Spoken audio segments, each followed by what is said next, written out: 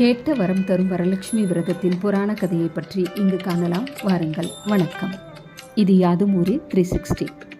தீர்க்க சுமங்கலி வரம் தரும் வரமகாலட்சுமி விரதம் வெள்ளிக்கிழமை ஆவணி மாதம் 4ஆம் தேதி கடைபிடிக்கப்படுகிறது.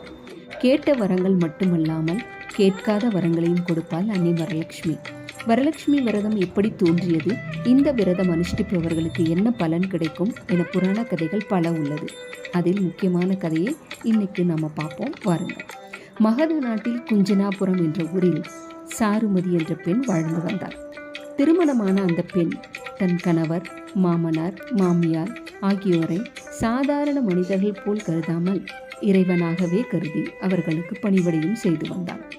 அவளது மனப்பான்மை மகாலட்சுமிக்கு மகிழ்ச்சியை கொடுத்தது. அவளின் அன்பான மனதைக் கண்டு மகாலட்சுமி தேவி மகிழ்ச்சி அடைந்தாள்.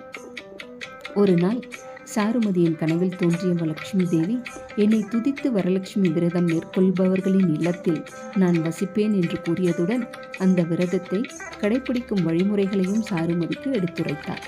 அதை மற்றவர்களுக்கு எடுத்து சொல்லும் சிறப்பு மிகுந்த பணியையும் அவளிடம் லட்சுமி தேவி ஒப்படைத்தார். சாருமதியும் தேவியின் எண்ணப்படியே அனைத்தையும் செய்து முடித்தாள். சாருமதி வரலட்சுமி விரதம் இருந்து பல நன்மைகளை பெற்றாள். இதை கண்ட மற்ற பெண்களும் அந்த விரதத்தை கடைபிடிக்க தொடங்கினர். இதன் காரணமாக வீடு மட்டுமல்லாமல் நாடும் சுபிக்ஷம் அடைந்தது. செல்வத்துக்கு அதிபதியான லக்ஷ்மி தேவியை, அதாவது வரலட்சுமியை நாம் திருமணமான பெண்கள் விரதமிருந்து நல்ல முறையில் பூஜித்து வருவதால், வருடம் பூஜித்து வருவதால் நிறைய பலன்களை எட்ட முடியும். அன்றைய நாளில் திருமணமான பெண்கள் விரதமிருந்து தேவியிடம் கணவனின் நீண்ட ஆயுளுக்காகவும் பிரார்த்தனை செய்வார்கள்.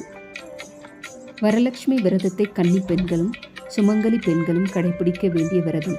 ஏன் கன்னி பெண்கள் இந்த விரதத்தை கடைபிடிக்க சொல்கிறார்கள் என்றால், ஒரு பெண்ணின் வாழ்க்கையின் மொத்த மகிழ்ச்சி அவரின் கணவரிடமிருந்துதான் கிடைக்கிறது என்பதால் கன்னி பெண்கள் தங்களுக்கு நல்ல கணவன் அமைய வேண்டும் என இந்த விரதத்தை கன்னி பெண்கள் ஏற்கிறார்கள்.